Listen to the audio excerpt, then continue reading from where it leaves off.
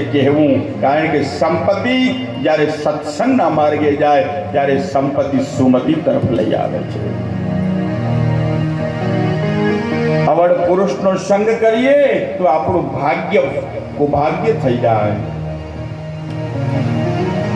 અને 9 દિવસની અંદર તમે કંઈક ગાંઠ વાળશો. હું એમ નથી કહેતો તમે 9 દિવસની કથા યાદ રહે, પણ એક સૂત્ર પકડાઈ જાય, જીવન સાહેબ બદલાઈ જાય. એક સૂત્ર પકડાઈ જાય. હવે તો આ રહ્યું નથી. દરેક નગરની અંદર, ગામડાઓની અંદર, સ્કૂલોની અંદર હવે બધું બંધ થઈ ગયું. મોબાઈલ આવતા, પુસ્તકાલયો હતા, લાઇબ્રેરી જેને કહેવાય. અને એ પુસ્તકાલયની અંદર તમામ પ્રકારના પુસ્તકો તમને ધાર્મિક, સારી વાર્તાઓ, સુરવીરતાના, ભગતના, નોવેલ કે બધી પ્રકારના પુસ્તકો તમને વાંચવા મળે.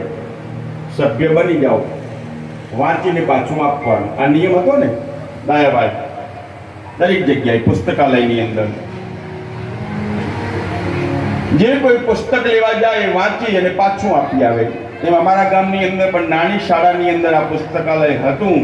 હરેશભાઈ આ જ્યારે વાંચ્યું હતું ને એ બધું આજે બોલાઈ રહ્યું છે. સારા સારા પુસ્તકો, કારણ એ જાગે. અનેક પ્રકારના એ ધાર્મિક પુસ્તકો, કારણ મારો વિષય જ પુરાણ હતો. અને પછી એની સાથે જ રંગે રંગાયો તો પછી એક કોઠાસુ જ ઓટોમેટિક અંદરથી બોલી રહી છે. કારણ કે વાવો એ ઉગે ઉગે ઉગે, અફળ ન જાય. એ ક્યારે ઉગે? એ જ્યારે એની દયા થાય ત્યારે, અમી ભરેલી નજરો પડે ત્યારે ઉગે. તો એ પુસ્તકાલયની અંદર બધા જ પુસ્તકો મળતા હોય. જેની જેવી ચોઈસ, જેની જે વાંચન, જેવો જેનો શોખ. એક વ્યક્તિ એ લાઇબ્રેરીમાં ગયો, પુસ્તકાલયમાં ગયો.